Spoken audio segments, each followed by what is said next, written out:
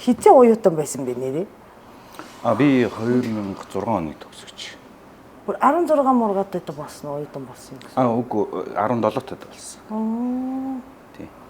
Японд бол байдгүй шүү дээ бараг 17-тад оюутан болтгүй юм шүү дээ. Тий, Японч нь яг нөгөө нэг насаа яг чанд баримталт юм лээ.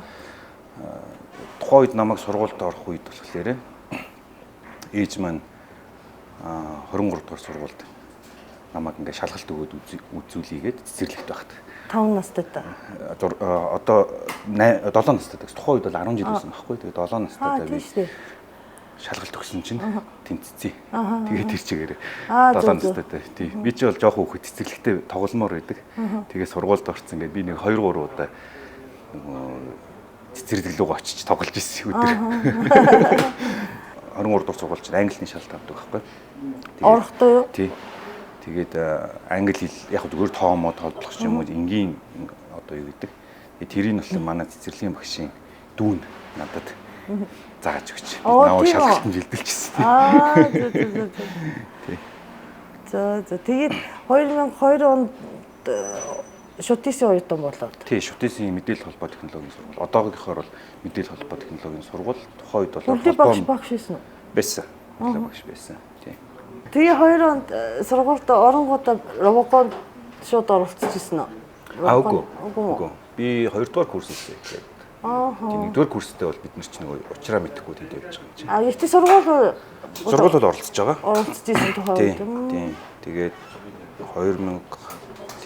2 онд ороод 2-оос 3 он, 3-аас 4 он, 4 оны робоконд нь би туслах гишүүнгээд оролцож агаад тэгээд дундаас нь одоо хичээлээ хөөгд тэр жилээ бол яг багт нь бол үлдсэн багт нь ороод тэгээд багахан хэмжээгээр одоо ингээд хаяач дискшн хийж нэг ах нарын хийж байгаа юм хардаг гэсэн. Тэгээд яг 3 дугаар курсээс эхлээд орсон. Тийм.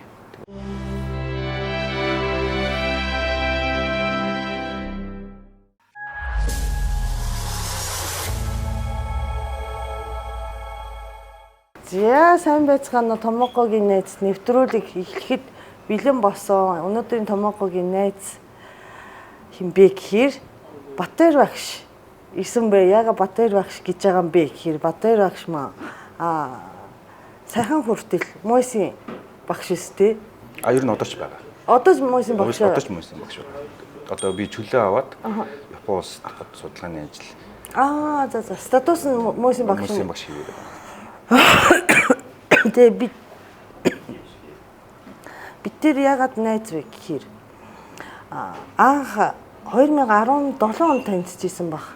Тэр жил юу болсон бэ гэхээр Монголд ABU Robocon 2019 онд зохион байгуулах болоод тэр зохион байгуулагч багт манай Батбаяр багш байгаад би болохоор NHK-ийн зүгээс тий зохицуулагч хийгээд оролцож исэн юм а. Тэгээ Robocon дамжуулж танилцчихсан. Тэгээ 2019 онд бид нар амжилттай Монголд Robocon зохион байгуулад тэрийг дуусгаад манай багш яасан байгаа ш. Японд руу тий доктор зураг. Тий гэр бүлээрээ.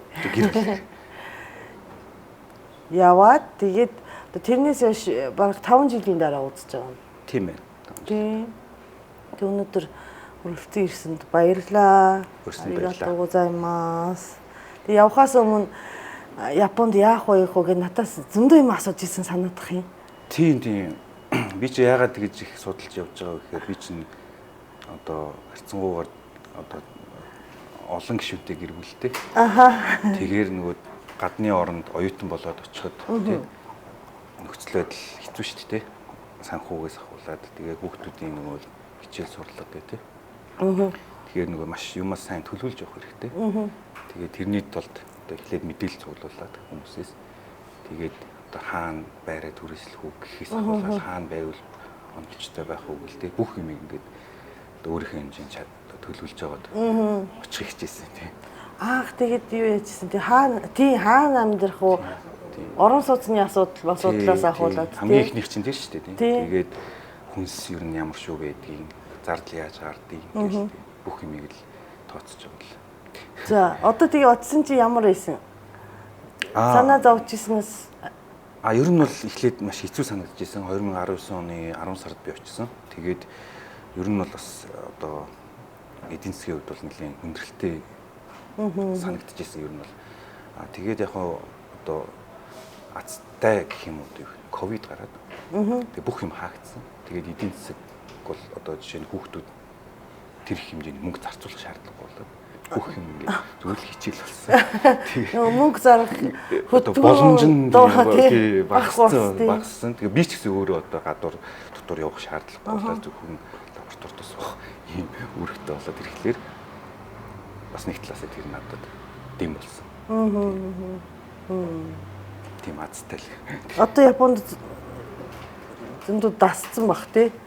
Тийм маш их дассан. Тэгээд яг Японч өөрөө маш одоо тухтай он шүү дээ. Тийм.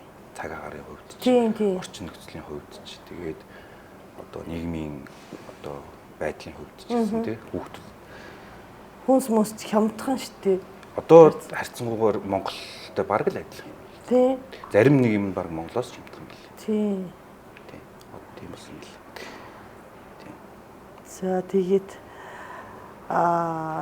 сонноос 2025 онд дахиад AB Robocon Монголд зохион байгуулахад гэж байгаа. Тийм. Тэгээд Монголын баг одоо нөгөө сургуулиуд харьцангуй тий одоо нөгөө AB Robocoнд өндөр амжилттай явж байгаа гэж би бодоод байгаа байхгүй юу? Одоо би чинь 2017 оноос ингээ хараадахад тэрнээс хойш одоо 2 дугаар байранд бол хэд хэдэн удаа орж ирлээ. Тийм. Ер нь бол чадварын хувьд бол сайжирж байгаа. Тийм. Гэхдээ биднэрт өшөө сайжруулах юм байна. Тийм. Тэмцээнд яг байр эзлэх гэдэг бол нэг асуудал. Гэхдээ яг үндсэн чанараа сайжруулах тийм төвшингөө дээшлүүлэх гэдэг бол бас нэг асуудал. Тийм.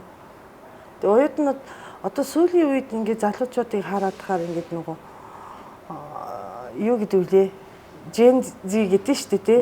Одоогийн оюутны үеийн хаан одоо яг юу зурж байгаа мэддэхгүй, яамаар байгаа мэддэхгүй одоо нөгөө миний хувьд ч гэсэн тий ажилтай залуучууд орж ирэхээр яамаар байгаа нь тодорхой хэлж чадахгүй. Тэгсэн хэрнээ нэг одоо нөгөө санаа бол байждаг тий. Харьцаад айгүй хэцүү байдаг аахгүй заримдаа. Гэхдээ нөгөө Robocon оролцож байгаа багийн залуучуудыг харахаар аюу тийм ил байждаг санагтаад идэв шүү дээ. Инженерүүд нь ер нь тийм байд юм болоо. Би бол тэр үл инженер хүний онцлог гэж бодож байна. Зөв. Мэдээж Robocoнд орсноор бол хүүхдүүд илүү одоо юу гэдэг юм төвчээртэй тий юм болж байгаа. Юмны одоо тууштай юм шин чанартай болж байгаа. Гэхдээ ерөнхийдөө инженер хүмүүсийн одоо шин чанар нь тийм байдаг гэж би хувьдаа боддог. Ягаад тэгэхээр инженер хүн одоо жишээлх юм бол тий хуульч хүн бол ингээд олон боломжуудыг ингээд ийм боломж байна гэдэг ингээд танилцуулдаг тий. Ийм боломж гарц гаргалахад ийм байна гэдэг. Гэтэл инженер хүнд юу хэрэгтэй гэхээр нэг л шийдэл хэрэгтэй. Хамгийн оновчтой эсвэл одоо хамгийн жоох тухайн цаг үедээ асуудлаа шийдсэн шийдэл хэрэгтэй. Тэр нь яг тухайн цаг үедээ л хамгийн одоо сайн гэж үзээд хэрэгжүүлж байгаа шүү дээ. Тэр нь магадгүй жилийн дараа нэг хүн өөр нэг хүн сайжруулж болно хамаа байхгүй. Гэхдээ бид нэр ажилдаг одоо асуудлыг шийдсэн юмыг хийх хэрэгтэй. Энэ зорилго. Тэгэхээр одоо маш олон санаа байна. Тэгээ бид нэг магадгүй 2 3-ын сонгоод туршаад тэр туршсанаас нэг нь сонгоод тэгээ ингээд тавих хэрэгтэй. Зөв. Тэгээд бас ингээд Robocon-ы багуудад октод бас зөндөө оролцдог болсон мэдээ шүү дээ тий. Ер нь Robocon-ы багт үед л ер нь эмэгтэйчүүд бас байдаг. Тий. Маш үүрэгтэй. Ер нь бол одоо нэг баг болж ажиллана гэдэг чинь яг л нэг гэр бүл гэсэн үг. Тий. Тэгээ яг тэр одоо харьцааг одоо юу хиймдээ одоо тэр балансыг ингээ хадгалахад битүү үний Уур амьсгал бас маш чухал. Тийм ер нь бол одоо нэг баг болж ажиллахад маш олон хүчин зүйл байгаа шүү дээ. Зөвхөн эрдэм мэдлэгээс гадна тэнд маш олон хүчин зүйл байгаа. Тэр хүүхдүүд чинь бүтэн жилийн турш ингээд нэг өрөөнд хамт одоо шүн орой болтолтой хамт юмаа хийгээд ингээхлээр бараг л одоо тэр хүүхдүүд чинь гэр бүл шиг болсон. Одоо манай багийн гишүүд бол эргээд одоо сургуулаа төгсөөд ингээд яхад бол төгс хүүхдүүдийг харж байхад одоо яг тэр багаараа ингээд маш дотно байж байгаа. За тэгээд робокон гэж айгу бас өвөрмөц ертөнц байгаа. Тэгээд одоо сүүлийн үед чинь зөвхөн робоконд ч биш те маш олон роботын тэмцээн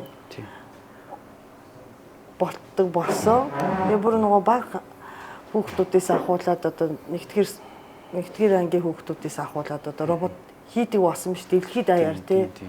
Монголд одоо ямар байгаа юм бэ? Монголд ч гэсэн ялгаа байхгүй. Манай монголчууд бол яг тэр шин сургууль юмыг авахтаа сайн учраас.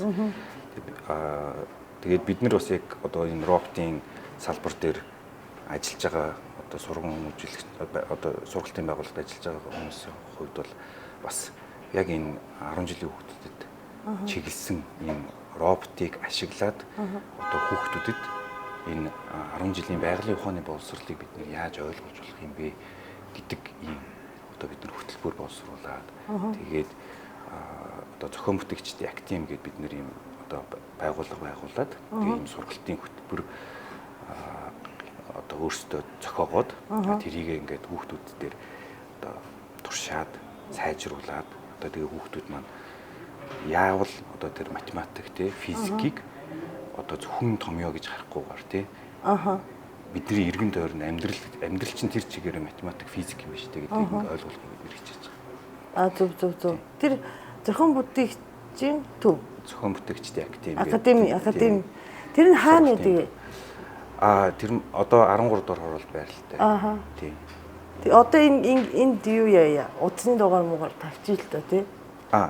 Тэгвэл бас бол. Тий. Одоо би тэнд чи 19 онд очижсэн шүү дээ. 19 онд очоод нөгөө хүүхдүүд нэг хөөрхөн нэг хүүхд хайрцаг багж хэрэгсэгийн хайрцаг өгөөд тэрийг ашиглаад нөгөө гагнуур энэ төр хийгээд тий. Хийгээд исэн шүү дээ тий. Яг тийм хөөрхөн юм хийж байгаа хэвээр юм биш үү? Тий, яг тэрийг л хийж байгаа тий. Тэгээд яг бид нар чи өөрсдөө яг инженерүүд учраас одоо асуудал нь хаанаа байна гэд тий бид нар чи ингээд шийдлээ олоод одоо тэрийг ингээд хүнээс хамаарлаг болохыг л хичээгээд байгаа байхгүй. Жишээлх юм бол хамгийн наад зах асуудал нь сургалтын хөтөлбөр байгаа тий.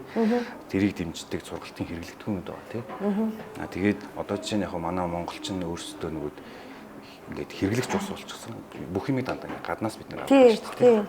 Тэгээд бидний зорилго болохоор бид нар өөрсдөө тэр хэрэглэлээ өөрсдөө ингээд яг одоо материалын минь үйлдвэрлэхгүй ч гэсэн тэр юмнуудыг аваад одоо яг тэр хэрэглэгдэхүүн болгох тий одоо робот болгох тэр юмыг нь бид нар өөрсдөө хийдэг байхгүй. Тэгэхээр одоо ингээ 10 жилийн сургуулиудаар одоо тийм хөтөлбөр хэрэг чухал юм байна гэдэг ингээд баахан юм одоо юм хэрэглэгдэхүүн юм ингээд тараасан байдаг.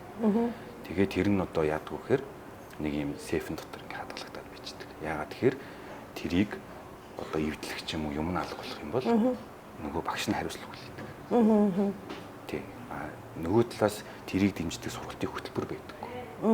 Тий. Нөгөө материал юмыг дахиад авъя гэхээр гаднаас үнэтэй авах гэдэг. Ингээд ийм одоо юу гэдгийг тий юм хийх гээд байгаа юм шиг өгөөч юм шиг ийм зүгээр л ийм одоо мөнгө үрчиж байгаа. Нэг одоо шудраг гэх юм бол зүгээр мөнгө үрчиж байгаа тий. Тэгэхээр бид нэр одоо юуг харж байгаа вэ гэхээр бид нэр өөрсдийн гэсэн сургалтын хөтөлбөртэй байх хэрэгтэй юм байна. Тий. Гадныхан хийж байгаа биднийх нэх их зөрүү бол байхгүй. Гэхдээ бид нар өөрсдөө хийж байгаа. Бид нар Монгол хүүхдүүдтэй ажиллаад Монгол хүүхдүүд яавал ойлгож байна.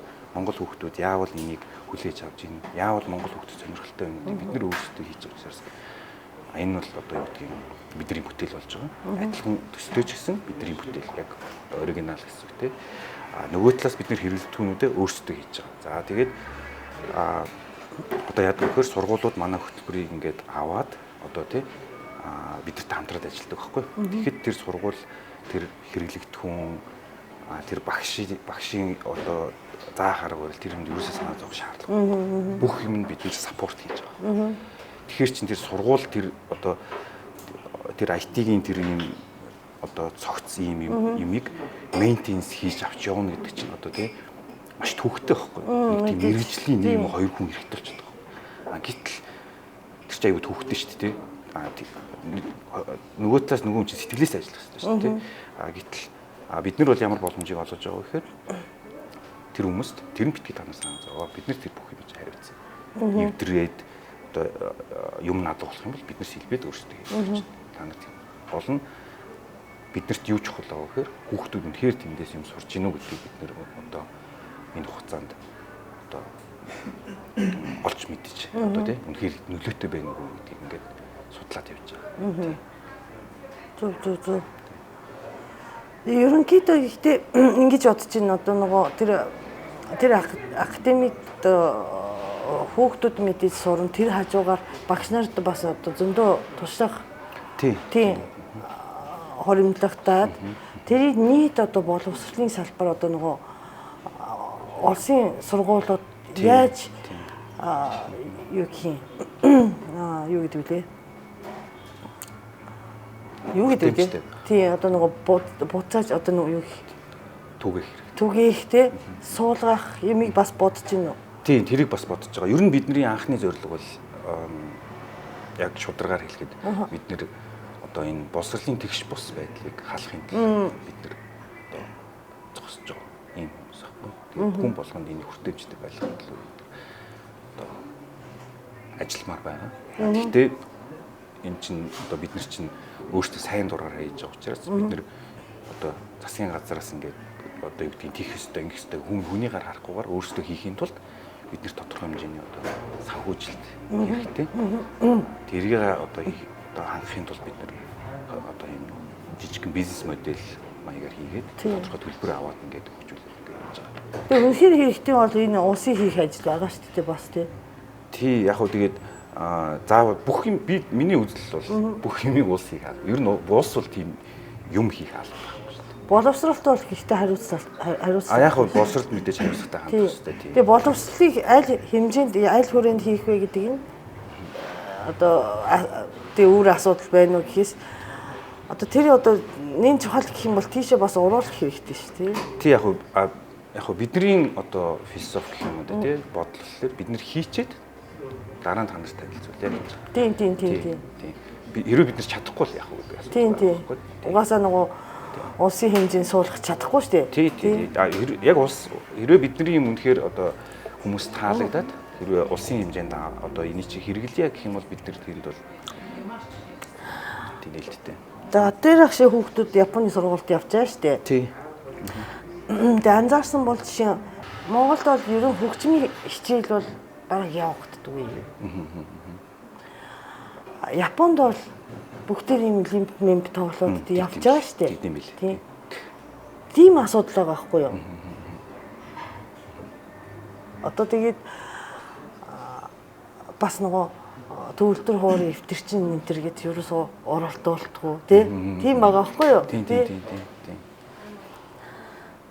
Яг би харин яг зүгээр манай боловсролын систем мэдээж жоохон хэцүү байгаа гэдэг хүн болгон мэдж байгаа шүү дээ. Тэгээд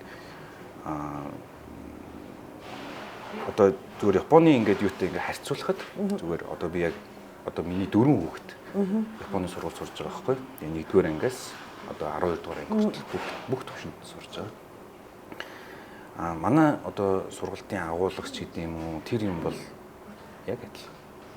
Зөвхөн тэрийг яаж хүүхдэд зааж байгаа, яаж хөгжиж байгаа. Багш нар яаж сэтгэлээсээ хандж байгаа. Яаж тэр одоо таны хэлж байгаа яг тэр юг одоо төгөлдөр хуураа эвдлүүлсэн гэж айхгүйгээр тэр хүүхдүүдийг яаж төгөлдөр хууранд дортой болгож байгаа. Энэ одоо философи аягүй чухал байна. Тэрнээс бол бид нэр яг л адилхан л одоо тэр 10 жилийн математик гэдэг чинь Монгол зохиогоогүй, Япон зохиогоогүй бүгд л ингээд одоо тэр үүссэн тэр газараас нь шинжлэх ухаан гэдэг чинь юм глобал юм шүү дээ. Монголын шинжлэх ухаан гэж байхгүй шүү дээ. Тийм. Тэгэхээр тийм Багцуу тэр одоо хүмүүстэй л байна гэж. Тэгээ яг хуу Монголын тэр боловсролын системийн одоо нөгөө гажиг гэх юм уу те одоо тийм асуудлын хохирогч нь хин бэ гэхээр Ирээдүйн. Үгүй харьцангуй боломжгүй айлын хүүхдүүд байхгүй юу? Яг би ер нь бол тийм. Зарчмын үед бол тийм. Одоо маш олуулаа сууж юм тий. Хүртээмж багтай байна тий. Тэгээд бас нөгөө ийм байгаа шүү дээ. Бас нөгөө Монгол Япон ингээ харьцуулах юм бол философийн жахан өөр. Олимпиад энэ тэрийг амар чухалчилж үздэг тийм монголчууд бол тэгдэг тийм. Авьяастай хүүхдийг одоо илүү авьяастай болгоод тий. Мундаг болгоод тий. Энэ нөгөө дундчиг харах юм бол жахан доогоор ичдэг. Тийм байдэн шүү дээ тий. Япон арай өндөр байдаг. Япон одоо шинжлэх ухааны бүх хичээлүүдээр дэлхийн топ 5-д байдаг. Дунджаар. Одоо жишээ нь физик, байгалийн шинжлэх ухаан, математик гэдэг ингээд энэ тэр бүгдэд 5-аас дээш байрдаг. Ер нь бидний бас Япон руу явахсан шалтгаан хэрэгтэй. Би хаана хүүхдүүдтэй сайн боловсруулах вэ гэдэг. Тэгээ нэгэнт бид энд ингээд очих л чинь хамгийн багадаа 3 жилийн хүүхдүүд зарцуулна шүү дээ. Тийм. Япончин дундчиг ингээд арай чанартай болохыг зорддог бол Монгол бол 30 авьяастай хүүхдийг илүү ингээд чухалчилж үзээд нөгөө тий 30 авьяас гэхээс илүү яг одоо юу гэх юм бэ уралдаан тэмцээнд их ашиглаж зөв. Тий харж байгаа. Тэгээд манай хүүхдүүд ч гэсэн энд байхдаа тийм байсан. Би ч гэсэн ингээд олимпиадад оруулах ингээд явдаг байсан. Тий. Тэгээд тэнд Японд очиход шал өөр ийм юугаар явж байгаа. Гэхдээ яг нэг одоо Япон Монгол хоёрыг харьцуулахад яг бас нэг ялгаатай юм байна гэхээр Япон бол одоо 100 гаруй сая хүн ийм том ус байхгүй. Тэгэхээр тэд нэр ингээд одоо юу гэдэг дунджаа бэлдэх нэг талаас одоо маш зөв одоо сүргийн хувьд тий зөв одоо ийм логикгүй байхгүй тий. Бидний хувьд харин ямар байх хэвээр би сайн мэдэхгүй байгаа. Зүгээр гэхдээ тий бид нар чинь одоо ийм эрт суур амьсгалд амьдэрдэг юм харьцангуй одоо ингээд их тэмцэж амьдэрдэг ард түмэн гэж би зүгээр ойлгосон нүүдэл чинь дандаа л ингээд юмтай тэмцэж идэг те одоо ингээд нийгмийн хувьд ч гэсэн те нэг ажил алба хөөцөлдсөн ч гэсэн гэдэг тийм тэмцлийн шинж чанартай байна. Тэ ажил хөөцөлдөх энэ төр гэдэг юм цаанаас үг нь хүртэл нэг сонир байгаа ч те. Хоол нь нэг очиод бичиг баримт ингээд документ ингээд одоо юу гэдгийг те хүнд ингээ өхийгөө бид нар юу гэж ярьдаг вэхээр хөөцөлдөх гэдэг хүний араас ингээ хөөцөлдөг байгаа. Амар ингээ нөгөө тийм нэг юм challenge байгаад байгаа. Тэг үгүй утгаар. Тэгээ яг зүгээр Монголын одоо тэр ингээ цаг уур одоо бүх юмтайгаа ингээ холбогдоод яг бид нар нэг тийм сэтгүүтэй болцсон юм шиг байна Монгол хүн. Тэр утгаараа л бид нар яг юм байна. Яг нэг талаасаа тэр нь бас сайн талтай. Тийм. Одоо жишээлх юм бол Японы одоо манай хүүхдийн ангийн эцэг эхчүүд нь манай хүүхдүүдтэй одоо хүүхдүүдийн найзлуулах маш дуртай байдаг. Ягаад тэгэхээр манай хүүхдүүд чинь шал өөр Монгол маяг жоохон ийм англиар бол агрессив гэдэг одоо юу гэх юм бэ? Дайлчин ийм шин чанартай тийм.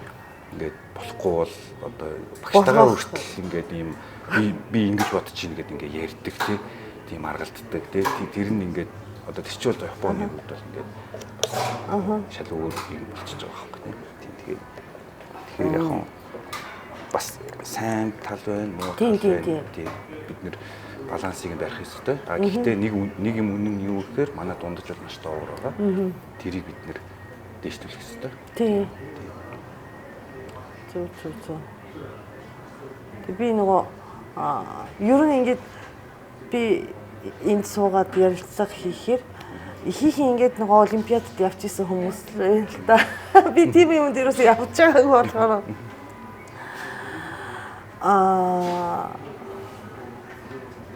Тэг юу амар стил гэдэг юм уу? Үгүй олимпиадад яг ийм нөгөө стандарт бус одоо ийм солиушн байхгүй д олимпиад гэдэг чинь. Ер нь бол стандарт бус солиушн дээр ингээд тог одоо юу гэдэг уралддаг гэсэн үг байхгүй. Тэгэхээр бас сонирхолтой. Тийм зөв. Тийм. Одоо жишээ нь би ч гэсэн олимпиад орж исэн. Ер нь бол одоо яг тэр олимпиадын бодлогуудыг бодох энэ төр маш сонирхолтой байна. Зүгээр бүгдийнхээ хуваар хичээл заадгүй юм яа тийм үү? Заадаггүй гэхээсээ илүү одоо заасан ямиг илүү төвшөнд ашиглах гэдэг. Тийм. Холбож ашиглах. Одоо яг л тийм инженерийн солиушн зөв гэж байгаа байхгүй да бодлогон дээр тийм. Одоо яг бодит амьдрал дээр бид нэг одоо машин хийх гэдэг нэг солиушн дээр бодлого бодож байгаатай адилхан. Одоо тийм зүгээр нэг бодлого байгаа. Тэрийг яаж гоё уран бодох юм, ямар аргаар бодох юм тий. Жишээ нь Пифагорын теорем гэдэг ихэд одоо хичнээн янзын одоо баталгаа байж байна. Бид нэр 10 жилд ганцхан нэг л үзсэн. Гэтэл тэнд 20-30 баталгаа байна. За. Тийм, маш сонирхолтой. Тийм. Тэр чинь одоо олимпиад орж байгаа хүмүүсийн нэг одоо оюуханыг хөгжүүлж байгаа дасгал. За. Сэдвээ өөрчлөөд. Атэрагш Японд очоод доктор хамгаалсан тийм үү? Ямар сэдвээр хамгаалсан? За medical engineering гэдэг biomedical engineering гэдэг яг эмнэлгийн инженерчлэл гэж одоо монголоор орчуулах гэж би бодож байна. Тийм. Гол хийсэн ажлын юм гэхээр эмнэлгийн гэдэг юм уу? Ангаах гэх юм уу? Ангаах гэхээр арай нөгөө илүү хүн одоо эмчилгээ тал руу болох юм шиг байна. Зөв. Хүнийг одоо өвчнийг ангаах юм биш үү? Тийм. Тэгэхээр миний зүгээр одоо бодлоор эмнэлгийн инженерчлэл гэх юм да. Би ч илүү одоо тоног төхөөрөмж инженерийн юм хийж байгаа. Ажил хийж байгаа байхгүй. Тийм. Тэгээд миний одоо доктор хамгаалсан лаборатори болохоор одоо хүний одоо биосигналыг одоо үндэслээд хүнд онцлогоо хийдэг ийм судалгаан дээр ажилладаг. Одоо би одоо сүүлийн үед би хэд хоног батарейч уржуулагч хийж хүний хувьд хүний за юу гэх одоо нөгөө ил гарах биен дээр ил гарах шинж тэмдгийг гэсэн үг тий. Шинж тэмдэг гэх юм уу? Одоо хөдөлгөөн тий зүрхний цохилт ч гэдэм үү, амьсгалын тоо, өнгө ч гэдэм үү. Тий яг тийм хэмжээний өөрчлөлт ч гэдэм үү. Тийм одоо нүдэнд харагдах үгүй. Маш олон төрлийн юм байгаа. Тийм. Тэднийг одоо яг тэр бол ингээд ийм нөгөө одоо биендээ наадаг одоо мэдрэгчүүдээр хэмжиж болно тий. Янз бүрийн мэдрэгчүүд төрлийн мэдрэгч байгаа шүү дээ. Хит авианы ч гэдэг юм уу. Янз бүрийн мэдрэгч байгаа. Би яг юун дээр ажилласан бэ гэхээр энгийн камер ашиглаад би хүний одоо янз бүрийн ийм гар утас жишээлх юм бол тий гар утасны камер ч юм тий ашиглаад одоо хүний тэр хүчнийг илрүүлж болох уу гэдэг ийм судалгаа. Тэгээд тодруулах юм бол инфекшн буюу одоо энэ халдварт өвчнөд илрүүлэх нөгөөх нь major depressive disorder буюу одоо сэтгэлийн гутрал юм одоо тий зүгээр одоо депресс гэдэг бол нэг тий major depressive disorder гэхээр ашаал өөр юм уу? Тий одоо яг нэг амиа хорлдог чинь тэр стейж нь баггүй. Японоор үцбио гэдэг чинь тий Японоор бол харин үцбио гэдэг байх шиг байна. Тэр нь одоо тэр тий. Одоо яг амиа хорлох төвшөнд хүрж байгаа. Тэрнээс нөгөө хүн өөрөө гарч чаддаггүй ийм стейжд орчдөг. Хүн зүгээр депресстэй ингэхлээр өөрөө бас гарч болдог ийм стейжүүд байдаг. Тэгэнгүүт тэрнээс гарч чадахгүй тэр гүн одоо хэсэг доош унж байгаа тэр сэтгэлийн компьютерлийг major depressive disorder. Зөв. За тэгэхээр штэ тэр нөгөө юуны хартар төвчнийхэн төрүүлж хийсэн юм уу? Эхлээд тэр одоо сэтгэл гутрал. За. Тэгвэл тэрнээс Японд очингуудаа манай надад бол ийм нөгөө юу байгаа байхгүй ойлголт. Депресс гэдэг чинь манай Японы одоо мэргэжил тийм маш өндөр хувьтай. Маш өндөр хувьтай тий. Тэгээд одоо тийм мэдээж одоо нөгөө тэр судалгаа хийхэд одоо нөгөө судалгаа одоо юу гэдэг туршилт гэж хэлж болохгүй гэсэн тий. Тий хүн дээр хийж байгааг бол бид нэр туршилт гэдэг үү хэмжилт гэж. хэмжилтийн тий хэмжүүлсэн хүмүүс нь их японочууд байсан байж таа. Яг одоо депресстэй хүмүүс нь бол Япон. Дандаа.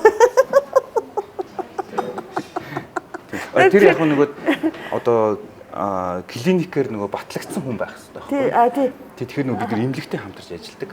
Тэгээд эмнэлэг дээр очиод нөгөө Японд байгаа учраас биднэрт нөгөө Япон эмнэлэгтэй л хамтарч ажиллах боломж байсан. Тэгэхээр дандаа Япон очиод байгаа. Тэрнээс л яг зөвхөн Япон хүмүүс одоо депресстэй олцсон гэж байна. Бас өрөөс гэлтэй. Тий. Өгүүлтэй ихтэй нөгөө Японд депрессийн судалгаа хийсэн гэхэр чи тэгээ нэг ингэж нэр Японд хэрэгтэй судалгаа хийсэн юм байна гэж бодохдохоор тий судалгааны ажил чинь бас нөгөөд одоо юу гэдэг бид нар чинь шинжлэх ухаанд ямар нэг одоо үр нөлөө үзүүлж байгаа шүү дээ шинэ юм хийгээд тий. Тэгтээ нөгөө талаас бид нар чинь бас юм сонирхолтой хүмүүний анхаарал татгаар сэдв байж иж бид нар ч бас нөгөөд хэвлүүлнэ тий бас нэг юм стратеги байдаг байхгүй. Тийм бас тэр судалгаа гэдэг чинь бас улс төртэй бас төстэй юм байгаа шүү дээ тий. Хүн болгон одоо юу гэдэг юм топ одоо лабораториуд шиг зүгээр дандаа юм cutting edge юм хийгээд чадахгүй шүү дээ тий. Энэ Монгол доктор авах гад тэр депрессийн судалгаа энд хийсэн бол аюул тий хүмүүс анхаарал татж чадахгүй гэж магадгүй. Тийм.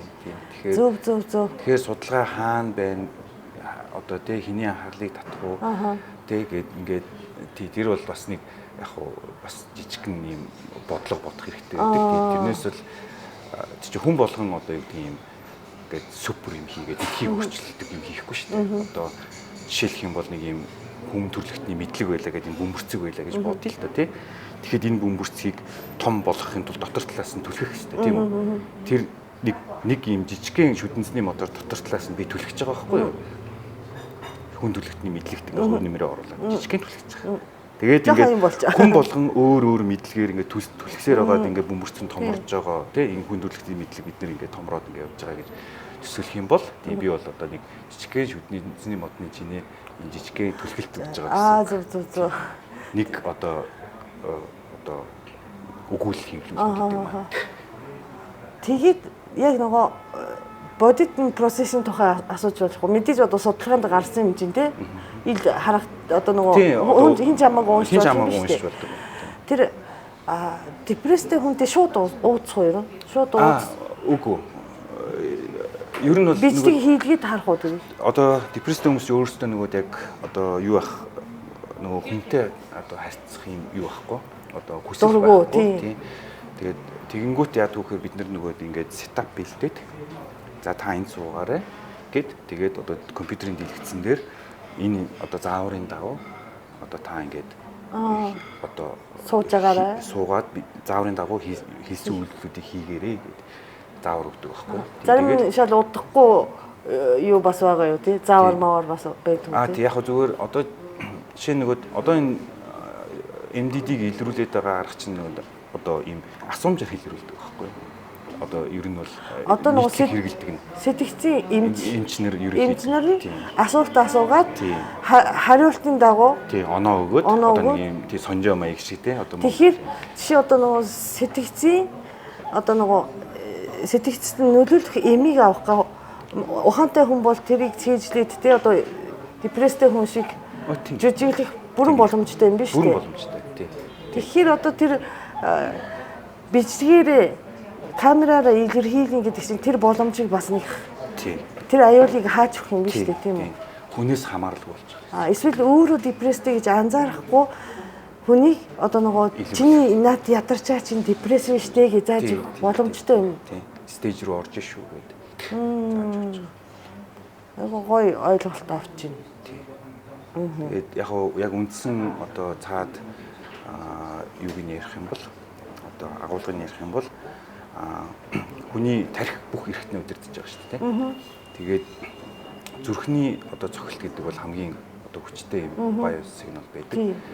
За тэгээд депресс одоо хүн ингээд аливаа нэг юм одоо ментал стресс те оюун ухааны стресс авахлаарэ хүний зүрхний цохилт хурцдаг те хурцсаад одоо ингээд өөрийгөө одоо байлдааны бэлэн байдалд оруулж байгаа шүү дээ.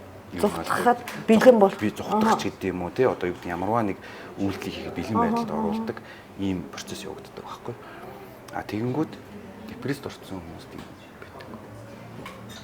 Бүр амьдрах одоо идэвхэн байхгүй тий болсон. байхгүй Биеэрээ. биеэрээ байхгүй болсон. Өөрийгөө хэрэггүй гэж мэдэрч байгаа хүмүүс шүү дээ тэр хүмүүс ч тийм Би ингэ сонсч ирсэн байхгүй юу? Одоо ингээд нөгөө нэг зураасан дээр хүнийг яваад эрүүл хүн, депресстэй хүн. Тэгээ нэг тал нь ингээд нөгөө юу гэдэг вэ? Бүр ингээд одоо хэдэн метрийн, хэдэн зуун метрийн тэг унахаараа яхаар унчхаараа өхөн гэсэн тийм нөгөө юу гэдэг вэ бүр ангал байгаа. Тий ангал байгаа. Ийшээ ингээ газар байгаа.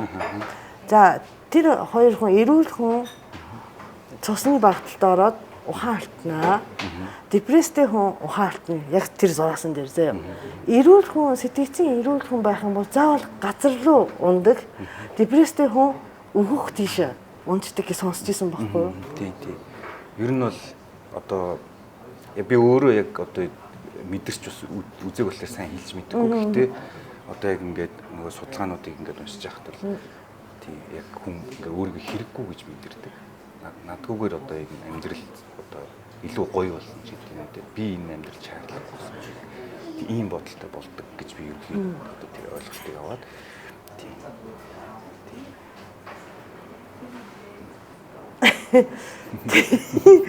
Тэгээд Монгол хүнтэй биер депресс үзээгүй хүн тэгээ очиж одоо нөгөө депрессийн судалгаа хийгээд тий одоо нөгөө шууд ууцхгүй ч гэсэн тэр хүмүүсийн бич тгийг хараад байгаа шүү дээ. Айгу стресстэй байгаагүй юу? Маш их стресстэй. Тийм үү? Тийм. Ер нь бол одоо ингээд яг стрессийн тухай ингээд байн уншаад тахаар өөрөө ингээд депресс ингээд баг тийм мэдрэмжтэй тийм лээ. Тэгээ би хурдхан одоо ингээд пепригээс хэвлүүлээд тэгээд энэ зөө. Маш хэцүү мэл. Яг тэр одоо би өөрөө бас маш өндөр ментал одоо юм одоо чадвартай байж тэрэнд бас ажиллах хэрэгтэй гэж надад санагдсан. Зөө. Одоо нөгөө сэтгэлээр одоо эрүүл байж тий. Тэгээд яг нөгөө мэрэгжлийн байж тий.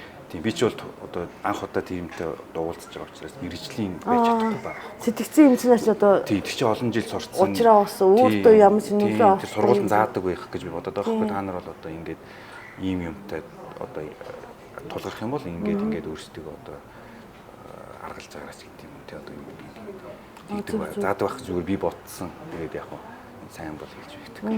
Миний хувьд бол яг тийм байдалд орж ирсэн.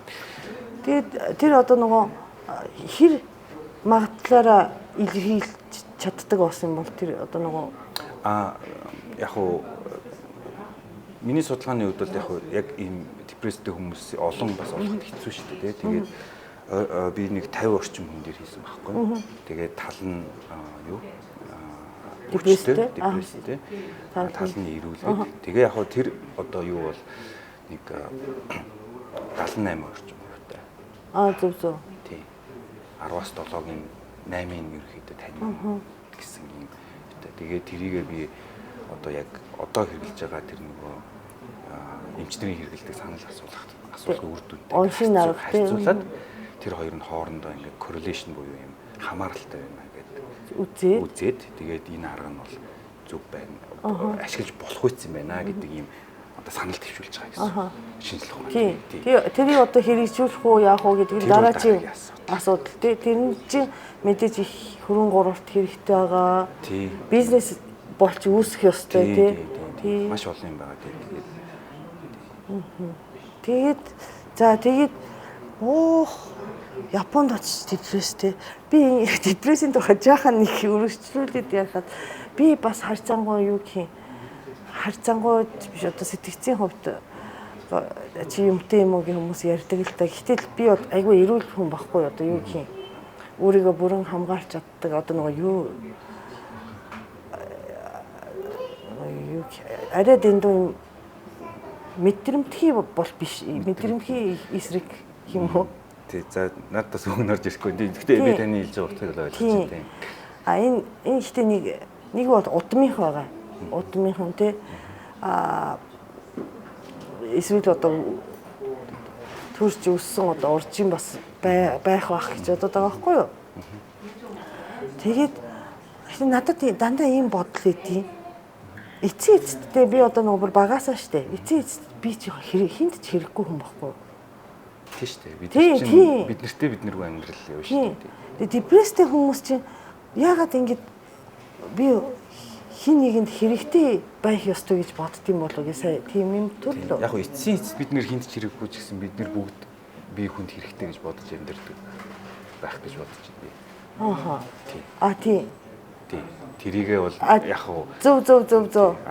тэр хүмүүс бол эсрэгээр яг одоо бүр тийг өөрсдөө ч бодох байсан байдаг. Дөө миний бодол. Тийм үү? Би бол нэг ядаж хүнд хэрэгтэй болохынсан гэж бодоод амьдарч байгаа шүү дээ. Тий, ер нь хант одоо бид нар чинь тэгэж бодож амьдарч байгаа байхгүй тий хүнд хэрэгтэй байхын төлөө тий хүн тоогдохын төлөө ч юм уу тий. А гэтэл тэр хүмүүс яг тийм Идэх нь юусоо гарахгүй байхгүй болсон гэсэн. Ер нь бол яг нөгөө хүнд ийм хүн өөрөө өдөрддгүү ийм одоо ургал мэдрэлийн систем гэж үүдэг. Автомат nervous system гэж байдаг. Automatic nervous system гэдэг. Энэ болохоор хүн өөрөө өдөрддөггүй. Байглаас явагдсан юм байхгүй. Жишээ нь танилуу аратан дайрлаа гэхэд та автоматар зүхтах байхгүй. Тий. Эсвэл одоо ингэж тий чадах юм бол тий. Тий. Энэ бол одоо хүн болон амьтанд одоо юу гэдэг байглаасаа байдаг. Энийг хүн өөрөө тархиар өдөрддөггүй байхгүй. Тэр одоо автомат nervous system нь болохоор одоо симпатик, парасимпатик гэдээ хоёр байгаа байна. Нэг нь болохоор одоо тайван амгалан байх үед итгэвчдэг. Нөгөөх нь болохоор одоо ямар нэг одоо аюул мэдэрч юм уу одоо өсөх, хоол бүх зүйл дээр ер нь mental activity гэж байгаа байхгүй. Тэрэн дээр илэрч гарч ирдэг ийм хоёр одоо ургал мэдрэлийн системийн ийм одоо activity байгаа. Тэр систем гэдэг чинь physical байд юм уу эсвэл одоо физикали байт юм уу? Одоо эн чин нейронууд одоо ингэ тархичин дотроо одоо ажиллаж байгаа шүү дээ тий. Тэр тархи одоо тархины хөдөлгөөний систем юм биш одоо нөгөө дотор мэдээлэл дамжуулж тий нейронууд чинь одоо тэр юу пульс явуулж байгаа шүү дээ. Одоо тэр бүх биеийг удирдах тий. Одоо жишээ нь би ингээд энэ аягийг авъя гэдэг юм бол би тархиараа бодоод миний тархи энд гар булчингууд руу энерги цахилгаан гүйлгээд би нэг ингээ бодоод авч шүү дээ. Гэтэл тэр болохоор би бодохгүйгээр шууд явуулдаг. Тийм. Ам насыг хамгаалахын тулд тийм. Байглаасаа ам насаа хамгаалах систем. Тэгэхээр тэр нь ажиллахаа ичдэг. Тэгэхээр чи энэ өста нэр жинхэнэ өвчин юм биш үү тий? Маш хэцүү тий. Хүн өөрөө гарах боломжгүй гэдэг нь тийм учиртай. Тийм юм бэ. Хин одоо хизээ тусахын ч мэдэхгүй юм бэ гэдгийн. Тийм, маш хэцүү тий. Маш хэцүү тий. Одоо ингээ өнөөдөр ингэж явж байгаад маргааш нэр. Яг өнөө маргааш шүү гэхгүй л дээ. Энэ чинь нөгөө маш удаан хугацаанд ингээд хөрөнгөлөгдөж явсараа үүсдэг гэж одоогийн шинжилгээ үзэж байгаа байхгүй. Шалтгаан байн гэж үздэг үү одоо нөгөө маш олон төрөл ер нь яг хүний тархи гэдэг чинь хүн төрөлхтөнд хамгийн баг судлагдсан одоо бидний чинь хамгийн баг мэдчихэж байгаа юм чинь хүн өөрийгөө судлахад тий тархиа мэдэхгүй байгаа шүү дээ. Тэгэхээр тэрнтэй адилхан маш олон янзын одоо теоринууд тий санаанууд юмнууд байгаа. Гэхдээ яг одоо энэ үний юм байна гэсэн юм бодоход байхгүй. Удмынх гэж ярьж байгаа, орчных, өссөн орчных гэж ярьж байгаа, тий олдмол гэдэг ингээд айгүй олон төрлөөр байж байгаа байхгүй. Маш олон талаас нь ирдэнэд судалж байгаа. Энтэй хамаатай юм шүү, энтэй хамаатай юм шүү гэх тий бүгд ингээд олон талаас судалж байгаа. Тийм. Гэхдээ яг эцсийн байдлаар бол ийм гэсэн төгөлд байна байхгүй. Зүг. Тэр утгаараа мөн илрүүлэхэд ч бас төвхтэй. Тийм. Миний одоо тэр хамааралтай байгаа гэдээ илрүүлсэн байгаа 78% гэж байгаа ч гэсэн тэр бас эргэлзээтэй байсан. Ер нь бол бид нэр тэр тархин дотор болж байгаа юмыг бол одоохондоо 100% мэдэхгүй байгаа. Гэхдээ бид нэр одоо оролдох хэрэгтэй. Тэ оролдох ёстой. Манай Японд нэг нэр тархины шинжлэх ухаан гэсэн үг байдсан шүү дээ. Англиар байд юм уу тэр? Neuroscience гэдэг байгаа. Neuroscience. Тийм, neuroscience гэхээр яг тархи гэдэг чинь эрхтэн болчиход байгаа. Тийм. Neuroscience гэхээр одоо тархины тэр нейрон холбоосууд болж байгаа. Тэгэхээр чинь тэр тархины шинжлэх ухаан гэдэг чинь Японд өрөмөцд хэлдэг юм биш үү? Бараг Тийм баг. Яг орчуулгын хувьд харин тий жоохон хүн бол- мэдгүй тий. Шинжлэх ухаан нь өөр газар үүсдэг тэгээ нейро гэдэг юм одоо гээд нэрлэгдсэн. А бид нар чинь бол хоёр дахьч одоо орчуулж хэрэгжилж байгаа учраас сонь орчуулга хийгээд Зөв. утган жоохон сонь болоод хүмүүст бол. Гэтэ манай японочууд арай юу байгаа өөрсдийг арай их нэг ажиглаад арай өөртөө амар анхаар хэтэрсэн хүмүүс гэж бодохдгүй. За би бол өөртөө анхаарал тавихыг бол одоо сайн гэж бодож байна. Тийм. Одоо юу гэх вэ? Өөртөө анхаарал тавих гэхээс илүү бүр хитрхи сонсохдохгүй юмыг чагнах гэх юм уу? Яг уу яг бол сан 100% ч юм уу тийм гэж бол хэлж чадахгүй юм байна тийм. Яг хөө зүгээр миний бодол шүү дээ. Ингээд хүн гэдэг утгаараа ер нь бүгд л ер нь ойролцоо. Гэхдээ одоо Япон хүмүүс бол бидээ бол маш сайн анхаарал тавьдаг. Харцсангуу одоо их хувь нь бидээ анхаарал тавьдаг. Гэхдээ анхаарал тавьдгүй ч хүмүүс зөндөө байгаа. Яг л одоо юу гэдгийг тэдэн хувь нь бидээ анхаарал илүү тавьдаг. Тэдэн арай илүү одоо юу гэдгийг анхаарал багас сул тавьдаг ч юм уу те. Монгол ч гэсэн тийм байгаа шүү дээ. Адилхан яг ингээд тийм. Гэхдээ яг тэр тал дээр бол би шууд надад бол одоогоор яг тийм ботсон юм бол байхгүй юм тий. Яг би энэ нөгөө сая гал учрын өмнөх дугаард сонгуулийн өмнө бас Японд сурч исэн манай найз орсон байхгүй юу. Тэгэхэд тэр залуу болохоор 2000-ад оны ихэнх үед Японд сурч исэн залуу. Тэр үед монголчууд бол ерөөсөө ингэж өөрийгөө чагнах те өөрийгөө одоо ингэж анзаарах, ажиглах гэсэн юм руу одоо нөгөө ерөөсөө анхаарч чадаагүй байсан. Тэрнтэй мантай одоо 8 хий, одоо мөнгөтэй бол машинтай бол харин би тэр үед Японд төгсөөд Японд одоо оюутан байж байгаад 2001 онд төгссөн. Тэгэхэд ямар цаг үе байсан бэ гэхээр Япончин эдийн засгаар навсуунаад 80-аад онтой харьцуулах юм бол маш ядуу болоод тэгээ дээрээс тийм одоо дэлхийдээ ядуу биш одоо өсөглөн биш байхгүй манай японочууд чинь тийм. Тэгэнгүүтээ нөгөө залуучууд ч амар итгэхгүй болоод депресс их ярьдаг болсон. Тэгээ байсан бах тэр ярьдаг болсон. Депрессгүй хүмүүс хүртэл нөгөө сэтгцэн одоо эмнэлэг рүү гүйж үзүүлдэг болсон. Inner child гэдэг одоо нэг алтартай одоо нэг дотоод хүүхдтэй ярьдаг болсон. Тийм юм байд юм уу байхгүй мэдэхгүй тий. Тийм өөртөө амар би зүгээр иви гэдэг нөгөө тийм нийгмээрээ тийм уур амьсгалтай болсон байхгүй юу? Тэр ойлгож байна тий. Яг тэгээд хэлсэн чинь ер нь тийм яг тийм юм байдаг ажиглагддаг тий. Одоо тэр Японд очихоор тийм юм байгаач байгаа. Тийм. Яг тэр талаас нь ойлгоод тийм би яг тантай. Одоо нийгмийн тухай тий. Одоо монголчин бас сүүлийн үед сэтгэл зүйгээр суралцах хүүхдүүд зөндөө олон болдог болсон. Японд уран зохиол хин ч уншдаг болсон чинь монголчин уран зохиол харьцан уншдаг болсон байхгүй юу? Тэгээ бас дотоод хүүхдтэй inner child-тэй ярьдаг болчиход байгаа. Тийм. Тэгэхээр Монгол бас айгүй одоо нэгээс нийгмийн сэтгэл зүйн хувьд Японтай айгүй төстэй.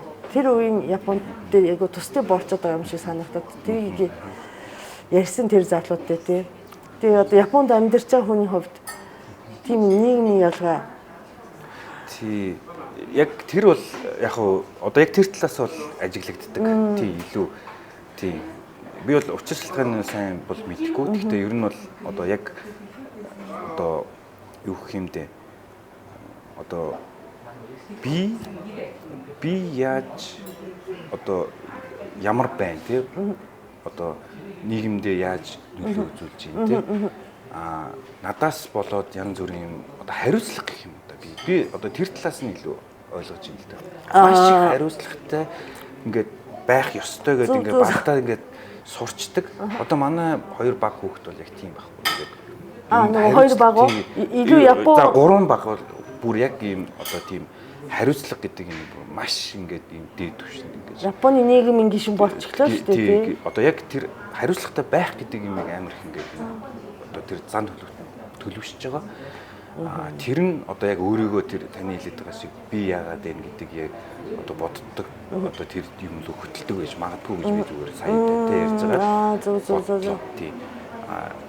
Тэр нь бол би тэр нийгмийн хариуцлагатай байдал гэдэг одоо тэр одоо төлөвшлөлтөйгөө илүү холбоотой байж магадгүй гэж таамаглаж байна. Тэрнээс бол одоо юу гэдгийг одоо өөрийгөө би яаж байгаа бол гээл ч юм уу тэр талаас нь бол би бол бодохгүй байна. Зүгээр маш их өндөр хариуцлагатай байх хэрэгтэй гэдэг энэ Япон хүмүүсийн өөрсдийнх нь төлөвшил байж байгаа шүү дээ. Одоо японочууд чи яг Япон хүн бол ийм байх хэрэгтэй. Бүгд ингээд нийгмээрээ ингэж хөдөлдөг тийм. Тэгэхээр тэр нь өөрт буцаад одоо за би яг энэ нийгмийнхаа нэг эрэг шурган болоод явж чадж гин үгүй юу гэдэг хүмүүс амар их хяндаг баг. Тийм. Тэр нь буцаад мэдээж бас сэтгэлийн одоо стресс үүсгээд тийм. Тэр илүү одоо тэр нөхцөлийг бүрдүүлдэг байж магадгүй тийм. Тэр одоо робокон зохион байгуулж хаад бас тий. Япончууд монголчууд ялгаа бол харагддаг л та. Тийм. Бодсон чи зөвхөн робокон ч шүү дээ ер нь. Ихтэй нөгөө монголчин айгүй хурдтай өөрчлөгдөд.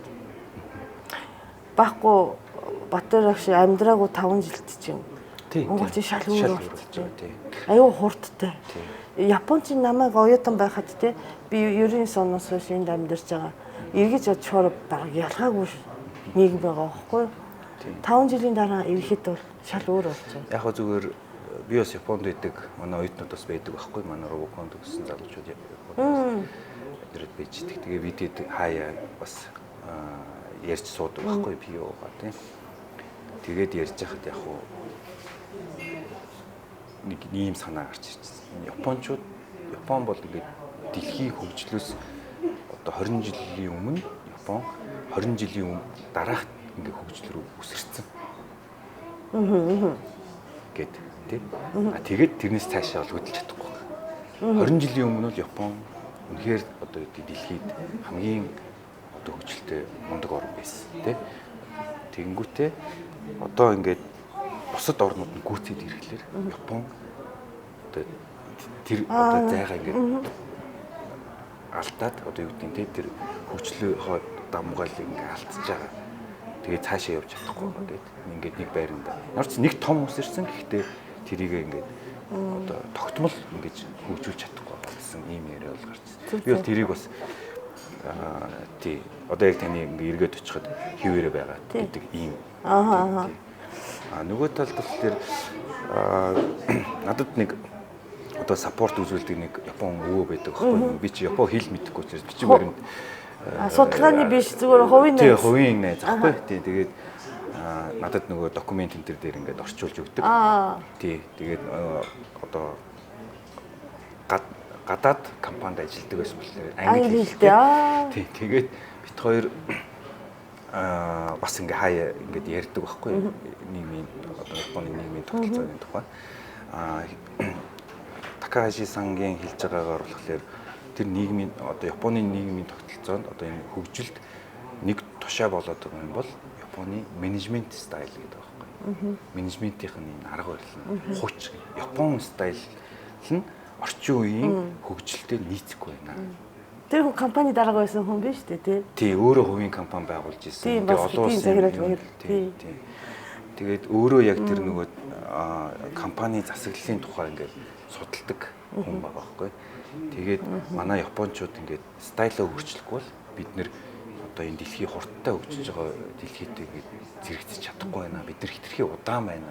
Шийдвэр гаргахад удаан байна гэдэг. Тийм. Бод тийгч байгаа тийм. Би бол миний мэрэгжил мэдхүү. Сонсчихсан гэхдээ марцсан уу? Би чинь түүхч байхгүй. Тий, түүхч тий. Би бол шал өөрөөр боддیں۔ Тэрийг. Би бол оюутан байхдаа гэдэг чинь 25 жилийн өмнө ингэж бодсон. 25 жилийн өмнө чинь тэр Бабл гэдэг Японы эдийн засгийн хүүс нь хагараад навсонсон шүү дээ. Эдийн засгийн нам онсон байхгүй. Тэгэхэд би яг нөгөө оюутан байгаад ерөөс ингэж бид нар те нэгэнд би чинь нөгөө азгүй үеийн хүүхэд байхгүй юу? Ажилдаа ороход компани авахгүй. Тий компанид орсон ч гэсэн цалин баг. Тий тэгэхээр компани орохгүй. Тэгээ би чинь түүхч байсан болохоор ч юм одоо би түүхч одоо нөгөө түүхээр бас сэтгэн штэ тий. Ер нь би ингэж бодсон. Япон 1880-ад оноос Европыг жишг болгож хөгжсөн. Ерөөсөө. Ихтэй Японлог юмыг хадгалаад ирсэн тий. Ихтэй л ер нь ингэж Европыг дүүрэж хөгжсөн. Тэгээд майнд биш тий. Ер нь ингэ систем ангаах ухаан Герман зарим юм одоо нөгөө цэрэг мэргийн Францыг дуураасан боловч Япончууд тэр үедээ хагас одоо майндын хувьд бол Англиг дуурайсан байхгүй хаанд орсон. Хааныг яаж хайлах вэ? Япончууд чинь 80-ад онд хаан дургүй байсан шүү дээ. Хаан тийм хайртай хаан гэдэг хүнийг мартсан байсан байхгүй юу?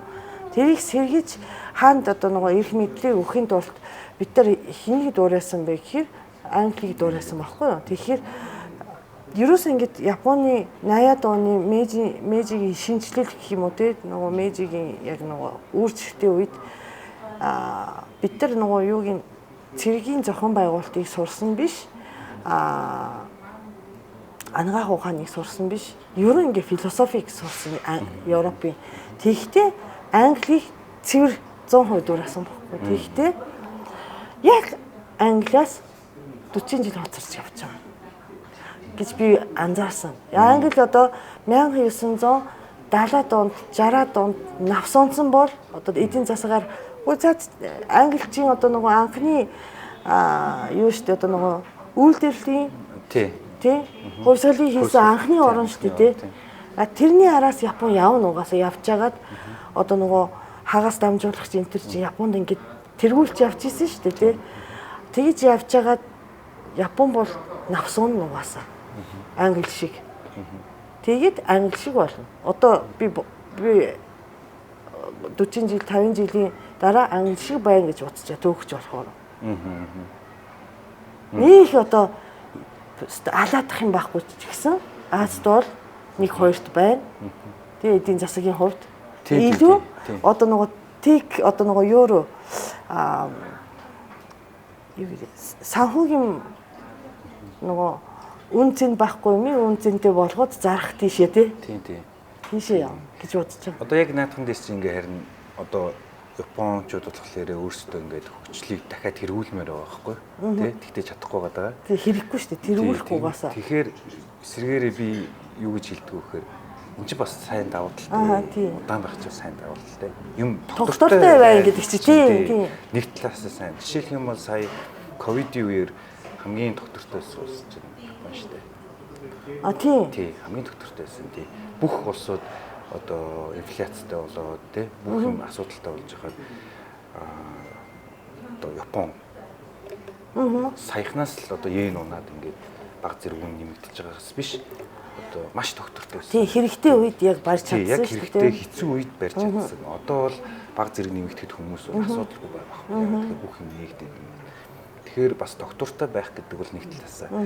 Яг миний философи бол яг энэ Японтой төстэй байхгүй. Би бол доктортой байдалд илүү. Тийм. Мэдээж хөгжил дэвшил чухал тийм. Гэхдээ яг би бол яг Япончуудтай адилхан маш удаан хөдөлдөг. Маш олон цаас нь ингээд хараад тийм хурд байхгүй учраас хоцрох юм эрсдэл байна. Нөгөө талаас алдахгүй учраас алдах магадлал бага учраас доктортой байх. Тий, алдаа гарахгүй гэдэг чинь одоо доошо бүр онохгүй гэсэн үг. Нөгөө Шимизу багш гэд нөгөө хин ёо манай робоконы тэ үүсгэн байгуулагчийн нэг нь айгу бидэрт их нөлөө үзүүлсэн айгу хөөрхөн өвөө байгаа штэ тий. Шимизу багш ингэсэн штэ. Энэ шүтээсийн байранд ирж нөгөө илтгэл тавиад тий оюутнуудад юу яах одоо нөгөө мундаг робот зохион бүтээх ямар ч шаардлага байхгүй. Тогтмол алдахгүй байх юм бол ер нь ингээд робот гэдэг чинь хожд юм аа гэдэг тэгсэн шүү дээ тий. Тэр надад амар миний сэтгэлд их яасан шүү дээ үлдсэн шүү дээ. Тэр одоо яг миний мэрэгжлийн бас онцлогтой холбоотой. Би чинь яг электроникийн инженер учраас электроник гэдэг зүйл чинь найдвартай тогтмол урт хугацаанд ажиллах гэдэг чинь алдаа багтай алдаа гарахгүй байх гэдэг нь хамгийн чухал байдаг байхгүй юу? Алдаа гаргах юм бол жишээлх юм бол робот алдаа гаргавал тэнцээ хүн алж магадгүй шүү дээ. Тэгэхээр миний философи бол одоо миний мэрэгжилтэй холбоотойгоор тийм арай удаан гэх юм уу? Тийм. Зүг. За тэгээд одоо дараагийн судалгааны тухай тэгээд ковидын судалгаар орсон биз дээ. Тийм. Ерөөсөө намайг очиод 20 оны одоо эхний хэдэн сард ковид гараад ирж байгаа шүү дээ. Тэгээ хил хаагаад. Очингуудаа ингээд ковидтэй тулсан. Тэгээ би чинь нөгөө за нэг талаас бол ингээд гоё одоо надад сатаарах зүйлгүй болоод ингээд судалгаа хийх цаг гарч ирж байгаа боловч нөгөө талаас хүн чинь нэг юм ингээд өдөр болго хийгээд тэгэхээр залхаж эхэлж байгаа. За. Тийм ингээд лабораториос өөр юм газар очихгүй болоод ирэхлээр. Тий. Тэгээд яг хуу тий. Тэр бол яг хуу ингээд ковид юу юм те. Нэг бас оюутан байх үеийн хүндрэл байсан. Тэгээд манай багш нар нэг санал тавьсан. Ерөнхийдөө яг хуу нөгөө би яг ингээд дүрс боловсруулалт ашиглаа те. Камер ашиглаад ингээд одоо анализ энтер хийгээд үр дүн гаргаад ирэнгүүт нөхдүүд надад ямар санал тавьсан бэ гэхээр биднэрт нэг юм мөрөөдөл байт юм аа. Одоо манай лабын профессорууд хэлж байгаа хгүй. Бид нар ингээд хүний биед хүрэхгүйгээр тий ингээд одоо инфекшн илрүүлдэг ийм систем хийгээд бид мөрөөдөд ерөөсөө. Гэхдээ бидний техникийн скил бол арай хүрэхгүй байгаад байгаа юм аа. Тэр багш нар ч юм ч юм уу? Ер нь эмнэлгийн талын судлаач байхгүй. Роботын хүмүүс биш. Яг роботын судлаач биш байхгүй тий. Тэгээд ийм одоо юм хийж болох уу гэдэг юм би болох байхаа гэд. Тэгээд би камер ашиглаад хүний одоо халдвар төвчөнтэй эсхийг нь тодорхойлох ийм төхөөрөмж зохиосон. Тэ одоо яг одоо залуучууд инженер залуучууд бол сайн мэднэ. Raspberry Pi гэдэг ийм жижигхэн компьютер гэдэг байхгүй. Тэгээд тэрийг ашиглаад тэгээд ингээд ийм жижигхэн таблет маягийн ийм төхөөрөмж хийсэн байхгүй. 3D принтерээр ингээд кейс энтрийг хийгээд тэгээд тэрнээс чи гол юм нь болохоор яг хардвер бол ингээд хэд юм хөсрөөд тавьчихж байгаа тийм хамгийн чухал юм чинь нөгөө дээр нь ажиллаж байгаа програм алгоритм тийм тэр алгоритм юм зохиоод тэгээд одоо хүмүүсээс хэмжилт аваад одоо инфекшнтэй хүмүүсийг илрүүлэх юм судалгааны ажил хийсэн. Тэрний зураг байгаа юу хэрвээ дараа энэ нэвтрүүлэлт дөрөвч. Тэгээд яг гол онцлог нь юу гэхээр нөгөө ийм одоо мобайл девайс хийсэн байхгүй. Тэгээд тэгэхээр нөгөө одоо жишээ эмчнэр ч юм уу сувилагч нар ингээ хаа байгаа газар ингээ авч яваад шууд ингээ одоо зүгээр л гар утсан юм уу таблетаар нэг хүний ингээ зураг авч байгаа юм шиг л ингээ авахад хүнийг энэ хүн юу н халдвар авсан бах магадaltaй шүү гэдэг таамаглах боломжтой. Мэдээж онцлогоо хийхгүй таамаглаж байгаа. Тэгээд одоо сэжигтэй одоо юм хүмүүсийг PCR-д оруулах. Тийм PCR-д оруулах. Тэгээ хүн болгоны PCR-д оруулах шаардлага байхгүй. Эдийн засгийн маш хэрэгтэй болж байгаа. Тэгээд яг энэ ковидтэй холбоотойгоор нэг судалгааны ажил дээр маань нэг яг эмнэлгийн талаас нэг одоо гоё бид нар одоо зүйл олсон юу гэсэн гэхээр ковид чинь нэг онцлог нь халуурахгүй байсан шүү дээ хүмүүс. Халдвархгүйгээр ингээд ерөнхийдөө байж болоод байдаг шүү дээ ихэнх хүмүүс те. Одоо бүр шинж тэмдэг илэрхийлгүйгээр хүмүүс тараах боломжтой. Ер нь ковид чинь энэ цар тахал болох гол үндсэн шалтгаан чинь тийм шүү дээ шинж тэмдэг сайн илэрч өгөхгүй байгаа шүү дээ. Тэгэхээр нөгөө одоо яг бид ингээд өгдөл цуглуулад ингээд анализ хийгээд явж байгаа юм. Ямар асуудал гарч ирсэн бэ гэхээр хүмүүс амьсгалын тоон ирсэх байсан. Хүн амьсгалын тоо гэж байгаа нэг хангаард. Гэтэ амьсгалын тоон эрэгтэнд ямар нэгэн асуудал байгаа юм биш үү? Байгаа учраас тэр чинь амьсгал чинь ингээд ихсэл эхэлж байгаа байхгүй тий. Тэгээд тэрийг бол энгийн хүмүүс ч юм уу эмчнэр зүгээр ингээд хараад зүгээр байж хат хин ч илүүрсэн. Тэгэнгүүт амьсгалыг маш нарийн хэмждэг ингээд хөрөмж байгаад хэрвээ бид нэр амьсгалыг нь хянаад байж байгаа юм бол бид нэр ийм одоо амьсгалын халдварт өвчнийг эрт илрүүлэх боломж байгаа юм байна гэдэг ийм зүйлийг бид нар олсон байхгүй юу? Яг өөрсдийнхээ таамаглаад тэгээд бид нэр ийм байгаа юм байна шүү. Тэгээд олоод тэгээд ер нь энэ эмнэлгийн даатгаануудтай таарч байна гэсэн чинь яг Лондонд хийсэн 6000 хүн дээр хийсэн судалгаан дээр яг бидэртэй бүр яг адилхан ийм эмнэлгийн даатгаа гарч ирсэн. Тэгээд за окей энэ бол бид нар бол яг зөв зам дээр байгаа юм байна гэдэг. Тэгээ бид нар чинь маш гоё юм хийчлээгээд баярлаад. Тэгээ яг нөгөө том сэтгүүлт хийлгэх гэж үзээд эхлээд. Тэгээд том сэтгүүл гэдэг чинь тэр салбар гэдэг. Nature чинь бол дэлхийн хамгийн том сэтгүүл байхгүй. Тэгээ яг ингээд хэвлэх гэж үзээд. Тэгээ угаасаа яг qualify болж чадаагүй. Reject болчихсон. Тэгээ яг зүгээр одоо яг ингээд шинжлэх ухаан хийгээд судалгаа хийгээд юу болох нь тодорхойгүй явж байгаад ийм шин юм болоод ингэх чинь бас маш сонирхолтой байгаа байхгүй. Тэр девайсыг одоо хаа нэгэн ашиглаж байгаа юу? Тий одоо энэ одоо 7 сараас эхлээд Токиогийн 10 эмнэлэг дээр тэр төхөөрөмжийг туршилтаар хэрэглэж эхлэх гэдэг.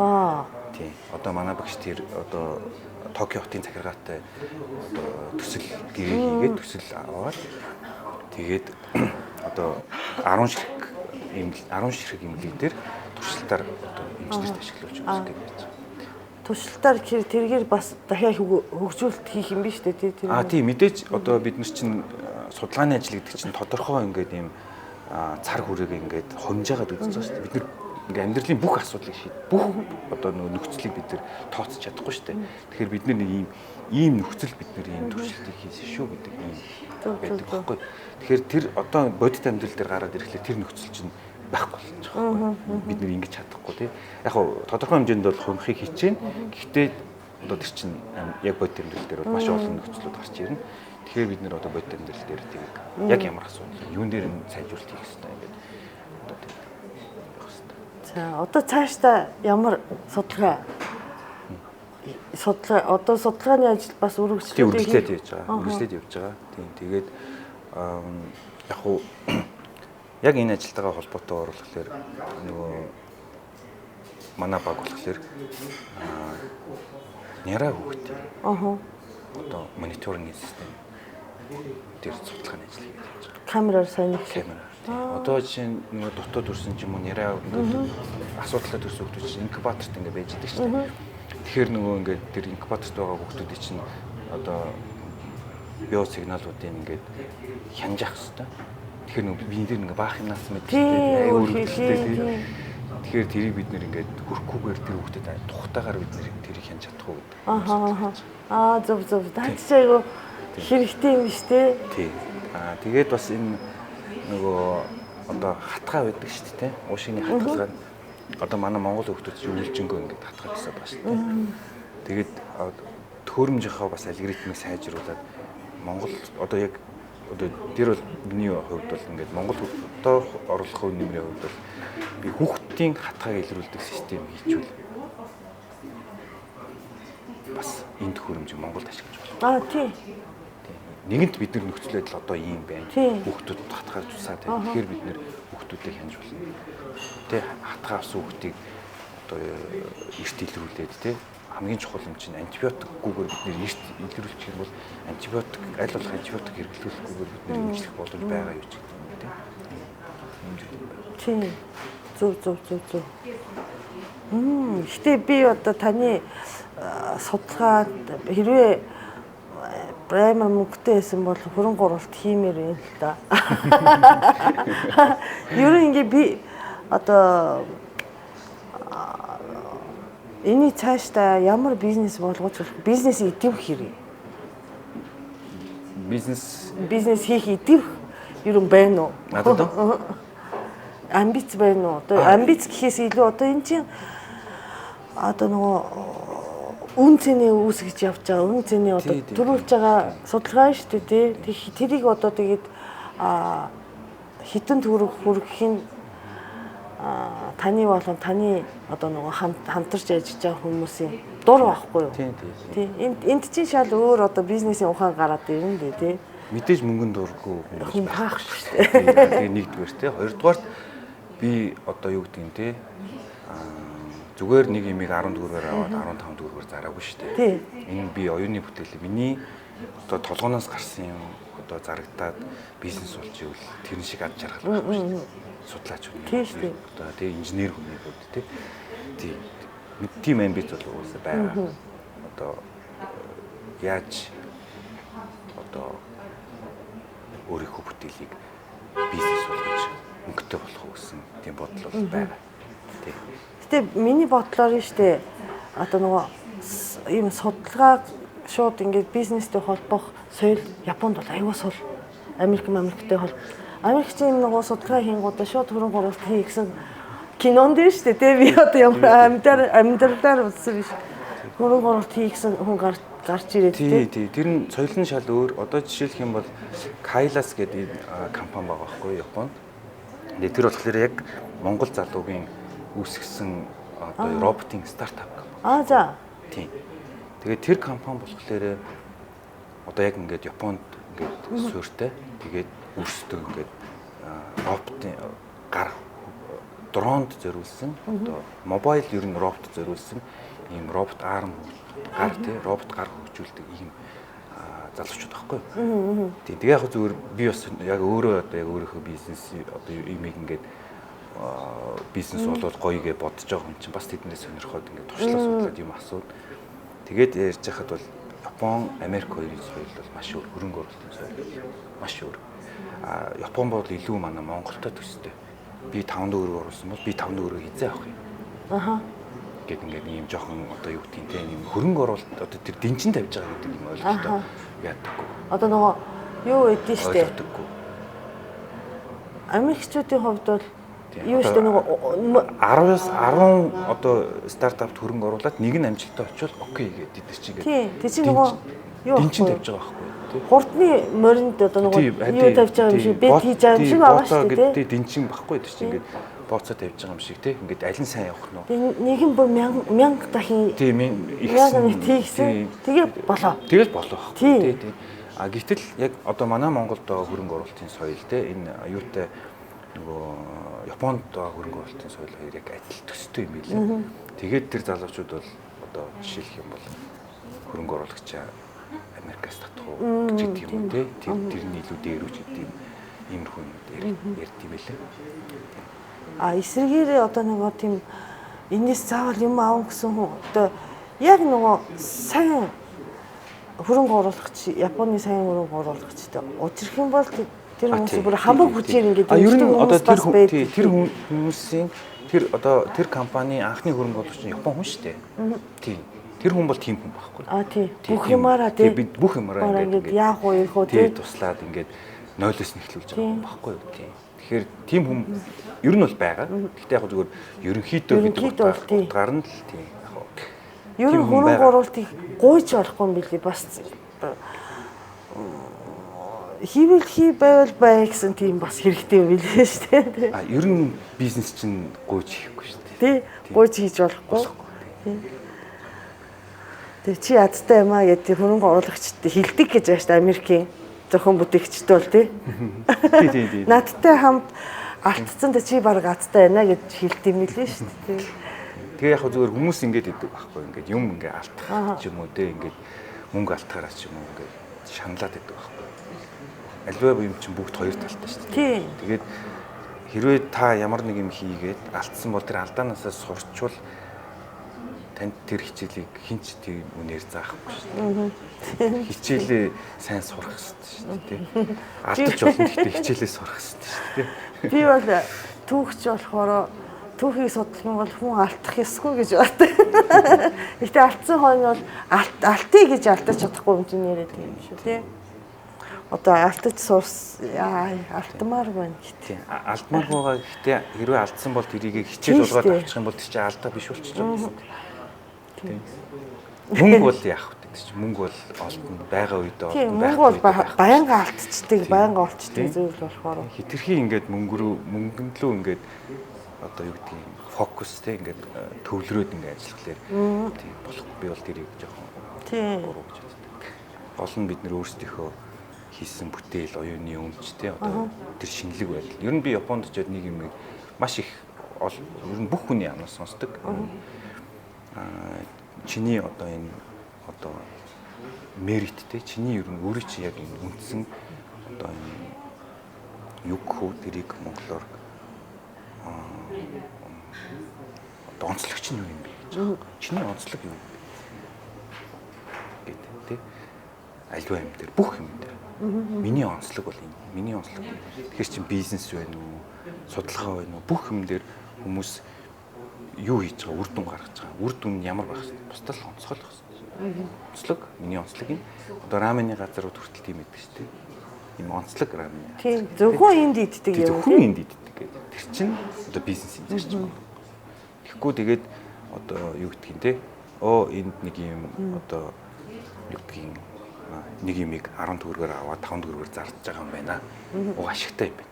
Тэгвэл бүгдээрээ тэрийг 10 төгрөгөөр аваад энд 5 төгрөгөөр заръя гэдэг бол тэр чинь ямар ч бизнесийн шинэлэг зүйл байхгүй, онцлог байхгүй гэсэн тийм. Тэгэхээр илүү тэр өөрийн гэсэн онцлогтой бизнесийг хийх дээр бас анхаарах хэрэгтэй юм байна гэж тийм. За тэгвэл бас бизнес тий одоо тэгээд судлах юмаа судалж одоо судалгаа гэдэг чинь баг насны ажил шүү дээ. Насаараа хийх ажил байх гэж таны хувьд бол тий одоо тэгээд бизнес гэдэг том амьдралын бүтэн байгуулалт бас зөрөгтэй ороосоо гэж бодчих. Тийм бас тэрийг харин бодож байгаа. Яг итгэлтэй бол биш байна. Итгэлтэй бас ингээд бодоод байгаа. Тань түрүү хэлжсэн шиг бодоолох. Жаахан удаан ч гэсэн хийнэ гэж тий. За. Ингээд 5 жилийн дараа эргэж уудсанд маш их баяртай. Баярлалаа. Тий. Би нөгөө урьдчилах хийгээд одоо NHK-ийн хэд ирээд одоо яг суугаад урьдчилах хийхдээ хаяа ингээд хэлний урьдчилах гэдэг чинь тийм хэцүү зүйл биш аахгүй юу? Сэтгэлгээний урьдчилах гэдэг чинь айгүй хэцүү юм байна гэж байна. Соёлын ялгаа одоо нөгөө соёлын ялгаа гэдэг чинь Япон Монголын соёлын ялгаа биш. Ингээд нөгөө шал үг хэлээр ойлгохгүй соёлын ялгаа байд юм бэ. Одоо жишээлх юм бол энэ жилийн дүрмийн боловсролтын дээр нөгөө NHK-гийн хүмүүс маань одоо яг тэр дүрмийн үндсэн санааны цаад одоо тэр нөгөө юм одоо юу гэдгийг тэр нарийн учрыг одоо сайн мэдхгүй. Тий. Одоо нөгөө санаагийн учрыг учрыг ингээд тий. Тэнгүүд би болохоор дотроо тэрийг ингээд ойлгоод ингээд өөрийнхөө биччихээр одоо ойлголтын зөв рүү гарч ирээд тэрийг одоо ингээд нийцүүлэх гэдэг чинь бас нэг тийм байна. Би бол ингээд үг хэлний одоо нөгөө мэдээж одоо нөгөө ойлгоцгүй зөрүү байх гэж анх бодож исэн чинь биш юм байна. Одоо энэ нөгөө сэтгэлгээ бас нөгөө цаад нөгөө одоо background information мэдээлэл гэдэг шүү дээ. Ямар нэг мэдээлэлээр тулгуурлаж бид нэр ярьж байгаа шүү дээ. Тэр тулгуурлаж байгаа мэдээлэл нь өөр байгаа. Тийм ойлголт нь шал өөр болж байна. Энэ удаагийн дүрмэн дээр бол тийм юм зөндөө гарч ирж байна. Тийм. Би нөгөө өчтөр урчуулчаад чи та хэд ойлгоцгүй юм бэ ингэж хайцсан шүү дээ. Зарим юм дээр. Энэ соёлын ялгааг хайцсан чи гэд нэг запас аваад тэгээд жаа ойлголцож хийхлээсэн. Тийм юу сонирхолтой бас одоо нөгөө тийм ихтэл бас энэ NHK-гийн тэр Робоконы баг гэдэг чинь бас бусад телевизийн хүмүүсийн хажууд бол амар мэддэгтэй бас тий ойлгож туршлагатай шүү дээ. Олон жил явж байгаа тий. Гэтэ яг хуу тий нөгөө продюсерийн хувьд бол яг шинэ юм байна л та 2 жил. 2 жил ажиллаж байгаа. Дөнгөж 2 жил ажиллаж байгаа юм бол. Тийм. Ишидэ сангийн хувьд бол тий. Наадга хайчаач гэдэг нөгөө бас продюсерыг хайчаач наад чинь эцэст хэрэгтэй байж магадгүй шүү дээ. Тий. Гой одоо дараа жилийн Робоконы шүү дээ. Нэр би ч гэсэн тэсэн ядаа хүлээж. Тий, би бас маш сонирхолтой болох байх гэдэг маш их гордож байгаа. Тий, тэгээ 8 сард одоо Вьетнамд очиж бид нэр дөрмөө танилцуулна. Тий. Одоо Монголын үндэсний олон нийтийн телевизийн одоо багтаа бид нар. Тий шүү дээ. Батэр агшийн статус нь юу вэ? Робокон дээр чи олон улсын Шүүгч. Тий, олон улсын шүүгч. тий, олон улсын шүүгч. Прожект олон улсын шүүгч тэгээ chairman гэдэг Зөв. гол одоо зохион байгуулж байгаа. За ийм маш олон ажил хийж байгаа юм бэ тий. Хүний залуу нас чинь залуу нас гэдэг чинь нөгөө сэтгэлгээний хувьд биш. Биеийн хувьд залуу нас гэдэг чинь богинохан юм чинь. Тий. Би бол аль болох өөрийгөө завгүй байлгаж тэгээ тий сорих тийм дуртай тэгээд чихж тэр ч утгаараа нөгөө нэг даахгүй нохоо булуу хураана гэдэг шиг баахан ажилтай тэгээд гоё надад бол үнэхээр сайхан харагдчих вэ. Ирээдүй бас гэгээтэй харагдчих. Тийм яг хөө зүгээр робоконыг би яагаад ингээд саппорт хийгээд те би ч одоо робокон салин дээр авдаггүй шүү дээ. Тийм баг тийм. Ингээд саппорт хийдгүүхээр робокон миний амьдралд маш том нөлөө үзүүлсэн байхгүй. Робоконд орсноор би одоо өнөөдрийн Батбаяр зогсож байгаа байхгүй. Тэгээ тийм учраас энэ хүүхдүүдэд маш том нөлөө үзүүлэх боломжтой юм байна гэдгийг харсан учраас би энэ одоо прожектыг Монгол улсад алдахгүй үргэлж одоо өндөр түвшинд те зохион байгуулагдаад Монголд ингээд байлгаж ах нь чухал юм байна гэж үзсэн учраас би бол одоо яг сайн дуураараа үндэсний телевизийн багт ингээд туслаад одоо мэрэгжлийн талаасаа тийм ингээд тэд нар чинь бол одоо юуны хүмүүс байж байгаа шүү дээ одоо телевизийн хүмүүс байж байгаа тийм тэгэхээр би бол мэрэгжлийн талаасаа ингээд туслаад ингээд бид нар Рубикон хэмжээний одоо би чи 2011 оноос хойш одоо тийм зохион байгуулалтанд оролцоод явж байгаа тийм За ингээ өндөрлөе. За. Өнөөдрийн зочин маань Томокогийн найз маань Мойсийн багш профессор гэж явдаг. Профессор цолонд арай хөрөөг байгаа. Тий багш гэдэг. Багш Мойсийн багш Токиогийн юу лээ? Tokyo Metropolitan University. Tokyo Metropolitan University-ийн судлаач гэж явдаг. Тий судлаач гэдэг. Батэр багш маань гэсэн баярлаа. Өрсөн баярлаа. Тэгээ өнөөдрийн зочинд энэ болохоор манай одоо зүйн балны юу юм бэ? Фэн ихтэй бүтээгдэхүүн баггүй юу?